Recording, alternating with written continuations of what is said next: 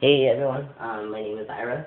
This is the fifth video in a series of videos explaining Trans 101 from a politicized, less simplistic perspective. Just a heads up, we're going to be talking about terms today. Some of these terms are offensive, triggering, and generally fucked up. So if you don't want to be triggered, don't watch this video. So this is going to be part one. We're going to be talking about words that start with trans, that relate to the trans community. We're going to be talking about some general identities. I want to be clear, though, that none of these terms are definitive, meaning that none of their definitions are set in stone.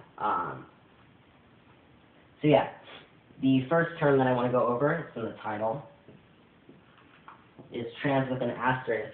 Trans with an asterisk is the, I guess, new age umbrella term for transgender, right? So when transgender was originally coined, it was meant to be an umbrella term, but it's become incredibly exclusive. And so trans is the new umbrella term. So if you want to include all of the trans community, then you want to write trans with an asterisk. If you do that, though, make sure that the rest of your language is actually inclusive. Just because you put this in your title doesn't mean that it is. Alright, so having said that, I'm assuming that most of you know what transgender means, like as a single term, but I could be wrong. So, transgender, if you break it across, or if you break it down, trans means across gender, right? So meaning that someone who is of transgender experience is someone who does not identify as the gender that they were given at birth. On that note, not all of those people identify as being transgender, right? So the way that I see it is that there are transgender people, non-transgender people, and cisgender people, and we'll get into what cisgender means in a moment.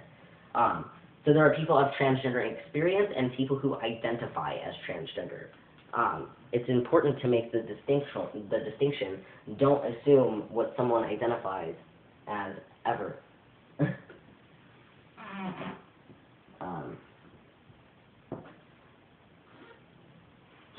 Alright, so then transsexual.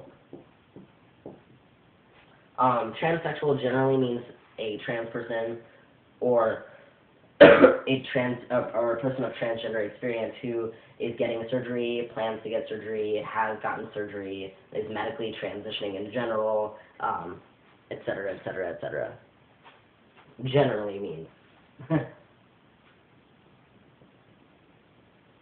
I suppose it could also mean that someone who does not identify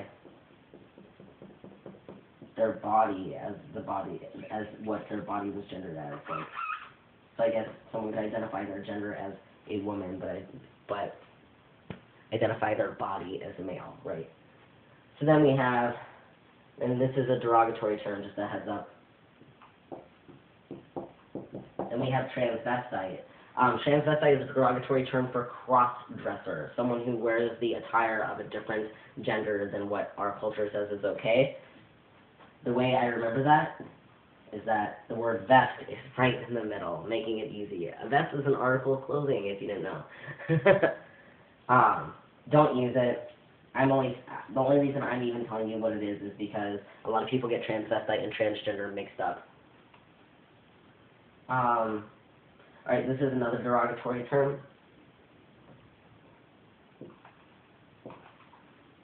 Just so you know. The word is tranny. It's a transmisogynistic term. So this video is going to be put into two parts just because there's a lot to cover.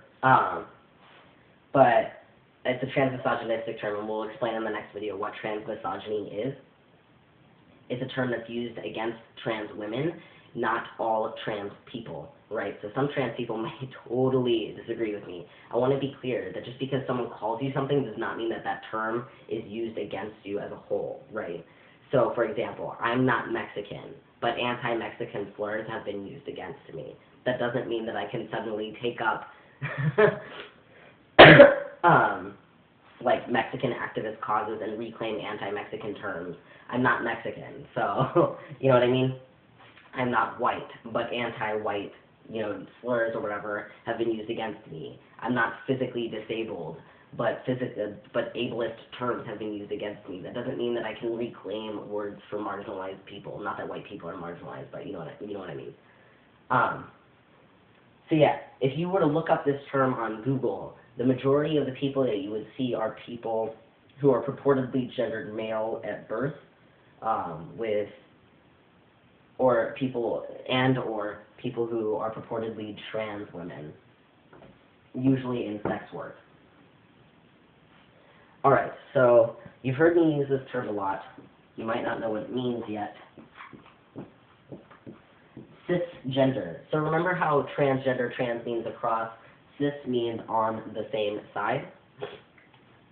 People who are cisgender are usually people who identify as the same gender that they were given at birth, or people who are culturally considered valid in their gender identity. So you may be wondering as a trans person, like, hey, Ira, I identify as a man or I identify as a woman. That's a pretty normative identity. And you're right, man and woman are normative identities, but the fact that you were gendered differently at birth than what society says is okay makes it so that you are part of, like, transgender marginalization. Does that mean that the definition of transgender and cisgender cannot change with time? They can, that's the thing. So, like, if for whatever reason trans-binary, like, transgender people who identify as just men or just women who are trans, if for whatever reason they are culturally accepted and affirmed in time, that would make them cisgender too, in terms of that one definition. In terms of the other definition, being identifying as the same gender as you were given at birth, they wouldn't be cisgender in that regard. Does that make sense? Alright. What other terms do we have? Oh, yeah. So binary versus non-binary.